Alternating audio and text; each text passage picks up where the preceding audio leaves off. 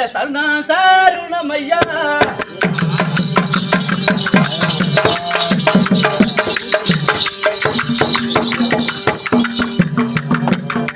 ஐயா சருணா சாருணம் ஐயா உங்கள் காதிலுக்கே என் சரணம்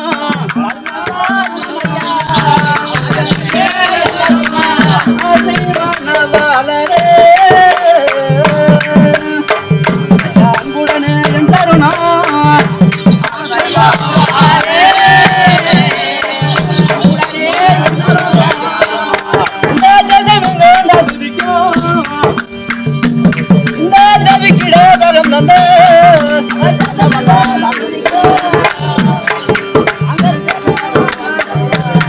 அந்த ஈசரை போல மந்த அடிக்க என் கருணா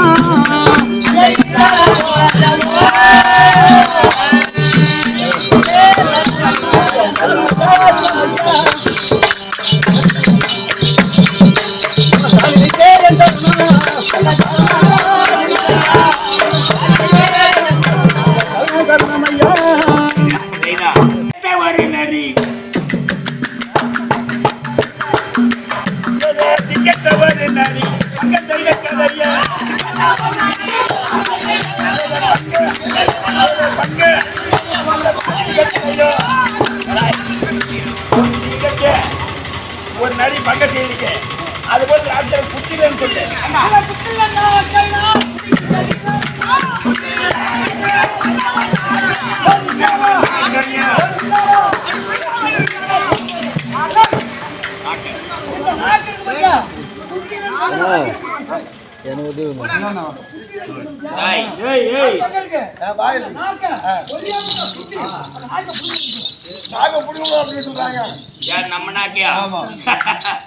செருப்பிள்ளை பேசுவது வேடிக்கைதான் இருக்கு.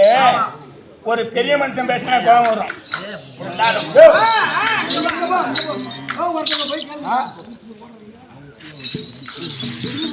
ஒரு பழமை சொல்றா, சாடி எவன் பிடிச்சி முன்னாட்டுல இறக்குறானோ கடைசியிலே அந்த சாடி அவன் பிடிச்சாதான் தண்ணி நிறைவேறும் அந்த வயலுக்கு. இல்லாட்டி கூட ஒரு காலத்து நிறைவேறாது. நீ உள்ள போனா சரியா போடுமா? என்ன சொல்றான பைய நாக்க பிடிக்கிறவங்க இவன் பேசக்கூடியது என்ன? வாய் இருந்தாலும் எதையும் செய்ய முடியும். அப்படியா? பித்தளை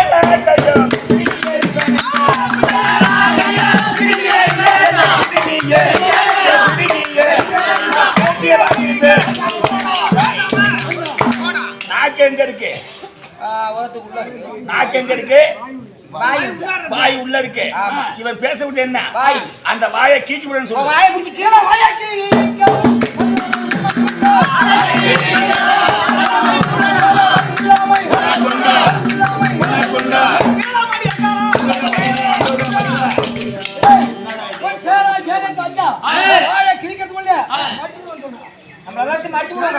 சேலை கட்டி போது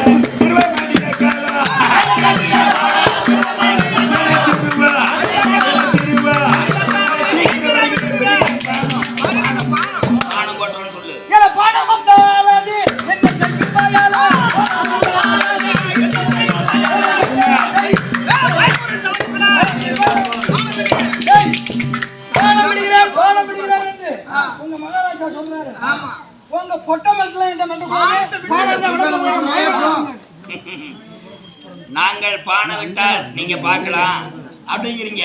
சைலண்ட். நான் ஒண்ணு பயந்துகிட்டுலாம் உங்ககிட்ட இல்ல. என்னுடைய சர்வீஸ்ல 13 வயசுல இந்த கலைத்துறையில் இறங்கினேன். இன்னைக்கு 46வது வருஷத்து ஆட்டக்காரன். என் தந்தை கண்டபூஞ்சி பெரியசாமி இந்த ஊர் அந்த காலத்துல களத்தூர் கண்ணன் கண்டபூஞ்சி பெரியசாமி கரும்புகாடு துளசி இன்னும் வினயதை சேர்ந்த தங்கராசு அன்னகர இவங்கெல்லாம் ஒரு குழுவினர்கள். நாங்கள் நாடகம் கற்றுக்கிட்ட போது கச்சமேலை சேர்ந்த அன்புக்குரிய மாமா தங்கபுரமா கிருஷ்ணமூர்த்தி இன்னும் கண்டபூச்சியில நான் ஒருவன். இன்னும் அவங்க பேரை சொல்றதுக்கு அருகதி இல்லை எனக்கு. சொல்லலாம், நான் சொல்லுவேன் அவங்க பேரு. கண்டபங்குறிச்சி இன்னும் பெரியசாமி என்று அதை கற்றுக்கொண்ட பிள்ளைகள் தவமணி என்ன முருகேசன். நாங்கள் பயின்றோம். எப்படியாப்பட்ட வித்துவாண்ட கத்துக்க தெரியுமா? நீ என்ன பண்ண முடியும் ராஸ்கல்? அதை விடவும்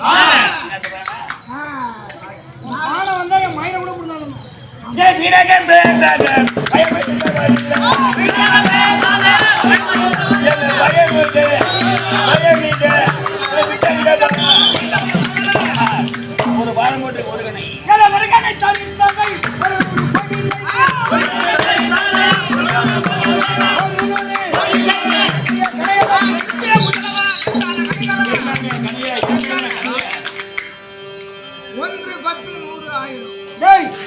உங்க மகாராஜா போட்டது ஒரு கணை. இப்ப நான் எப்படி போட்டேன்னு தெரியுமா? அப்படியே சரம் சரம் சரமா பழத்தை விட்டுருக்கேன். எனக்குலாம் நியாயமா தான் 4 ரொட்டி கொடுத்தேன். நான் எடுத்துக்கிட்டு எத்தனை அதுக்கு நான் ஒரு ரொட்டி தான், இன்னும் 3 ரொட்டி மறுத்து வச்சுட்டேன். உனக்கு அது தேவையில்லை. ஒரு ஆப்பை கொடுத்தா அப்படியே உடைச்சி அப்படியே முழுசா குடிப்பேன். இன்னைக்கு இந்த பகவான் மேல சத்தியமா நான் குடிக்கிறேன். குடிச்சிருந்த இந்த பகவான் உனக்கு கூலி கொடுத்துருவாரு. அனுமார் கோடி பணம் போட்டாங்க. அப்படியா? ஆமா அனுமார், ஆமா. இந்த குழந்தைக்கு அதாவது கருவாகி உருவாகி இந்த பூமியில் நான் செலுத்த போது நான் என்ன பாவம் செய்து பிறந்தனோ இந்த குழந்தைய கையால என்னுடைய ஆத்மா சாண்டியான் வந்திருக்கு. இருந்தாலும் அவன் ரோட்ல அடிப்படி சாப்பிடான், மருந்து குடி சாப்பிடான், நானும் சாப்பிடான். அப்படி இல்லை, ஒருவன் கையால் ஒருவன் செத்தால் முத்து மோட்சம் உண்டு. அதை விட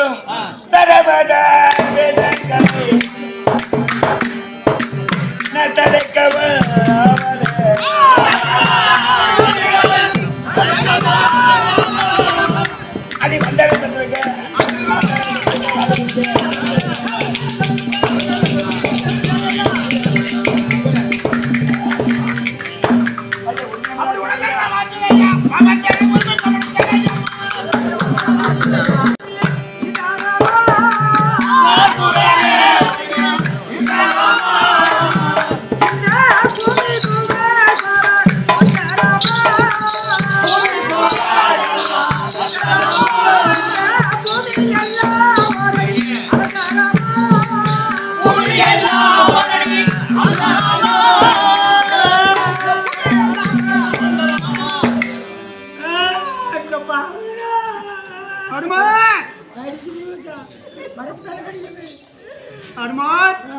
என்ன ஒரு தரம் அழுக, ஒரு தரம் ஆனந்த சந்தோஷம், சேனா சேனிங்கெல்லாம் வருதா? தம்பி லட்சுமணன் புத்தகத்தில் வெற்றியோடு திரும்பி வருகிறானா? மகாராஜா, நமது சேனாதி சேன அத்தனையும் அவன் கடையினாலே படித்தான். பிறகு நமது 8 மாதம் போனாரு. அவரையும் ஒரே பார்த்தால்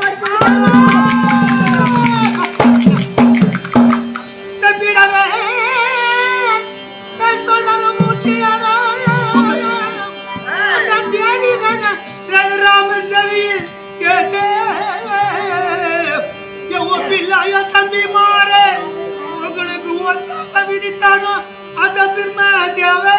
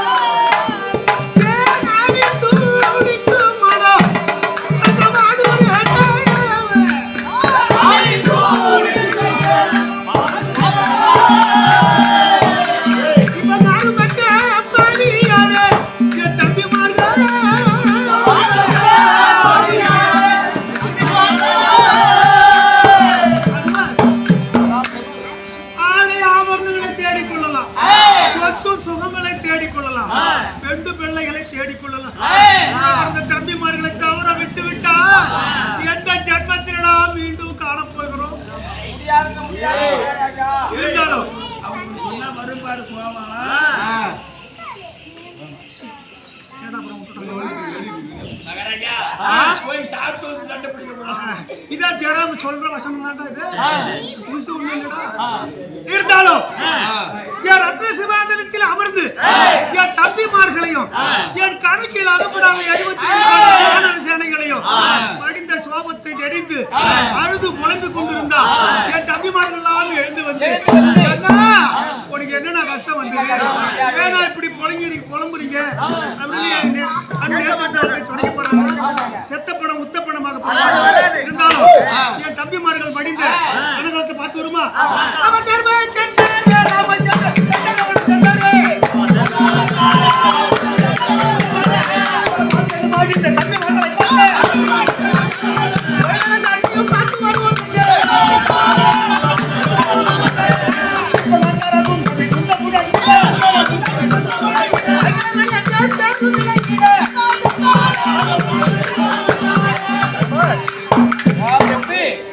தம்பிமார்கள் மடிந்த ரணகலத்தை பிறகு பார்த்துக் கொள்ளலாம்.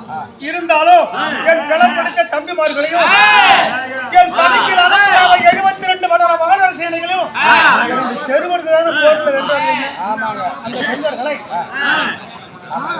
அந்த செல்வர்களை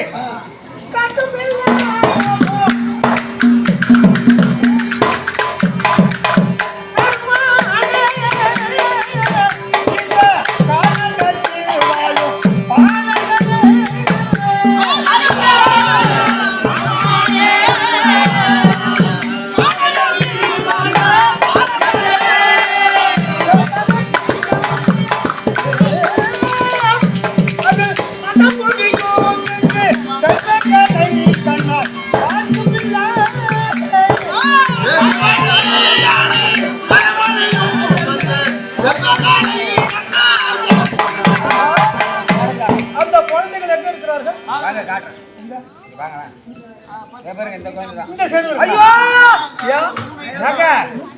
நீங்க நல்லபடியா எக்ஸல்ல போவீங்கன்னு நான் நினைச்சேன். ஐயோ சரியான கொல்லுடா ஏன்டா என்ன பண்ணுவான் இல்லக்கா இன்னும் இல்ல ஆடும்டா. ஆமாங்க சரி அதனால அவ கொலை சரி ரைட்டு.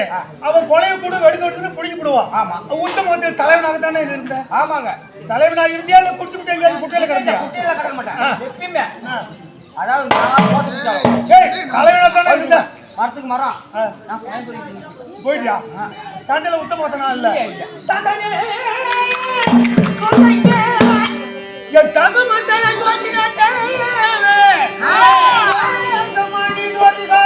இவர்கள் நேர்மை அச்சக்கோள்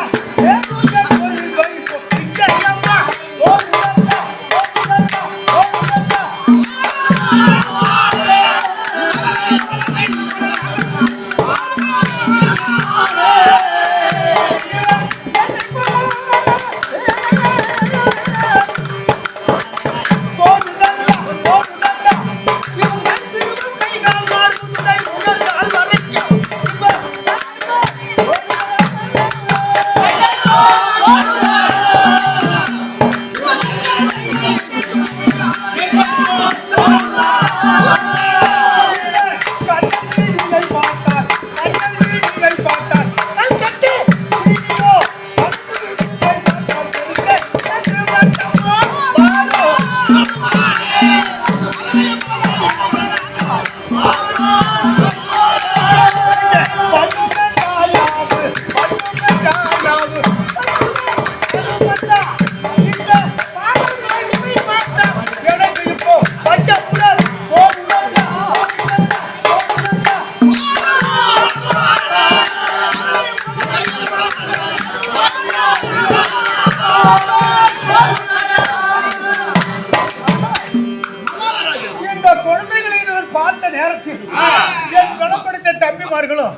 என் கணக்கில் அகப்படா சேனாச்சேனிகளும் அந்த மடிந்த சோபம்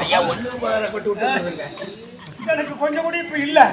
இருந்தாலும் இந்த குழந்தைகளை பார்த்தால் என் தம்பிமார்களோ பிளம்பிடித்த சௌரியம் உள்ளவர்கள், என் சேனைகளோ 72 வல்லர சேனைகள். அவ்வளவோ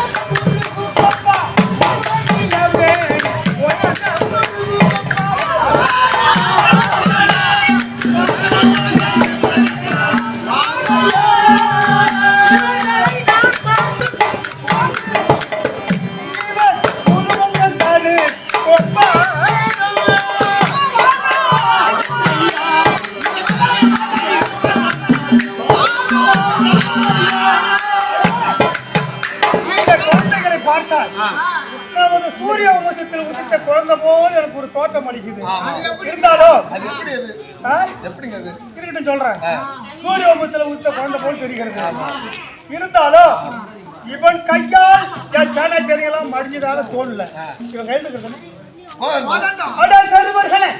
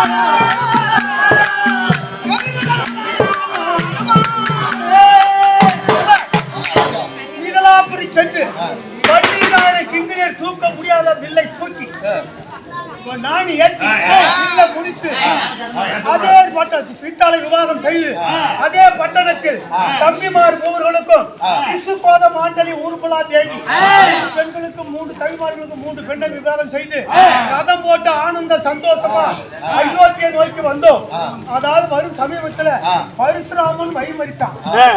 என்ன சொன்னான், ஏ ராமா விதலைக்கு சென்று அது ஒரு சொத்த வில்லு, அதை முறித்து ஒரு பட்டை விவாதம் செய்து மகா வீரனை போல் வரிய யான் கையில இந்த வில்ல முடிச்சுட்டு தானே போறாங்க. பரசுராமா உனக்கு எனக்கு முன்ன பின்ன விரோதமாடா இல்ல சண்டையாடா? ஏன்டா வழியில தாளை நெட்டி வம்பு சண்டை இழுக்கிற? இல்ல வானடா போறானா அயோத்திக்கு போகணும்னா கேட்டானா பரசுராம, நீ சுத்த வீரனா இருந்தீங்க என்னோட யுத்தம் செய்து என் கையில் இருக்க இந்த வில்ல முடிட்டா பாப்போம் அப்படின்னா பரசுராம நாட்டை விட்டு இறங்கினே பரசுராமனோட யுத்தம் செய்து அவனை வென்று அவன் கையில் இருந்த வில்ல வாங்கி வாழ்வு கிட்ட நான் பத்திரமா வச்சிருந்தேன். நான் முன்னமே கையை நீட்டு போது அது கொலை பூண்டு பத்துன்னு மேலாம் பாயும் நேரம் பேசிக்கிட்டு மௌன என்ன நினைக்கிறான், ஒரு முறை செட்டியார நீங்களா சொல்லு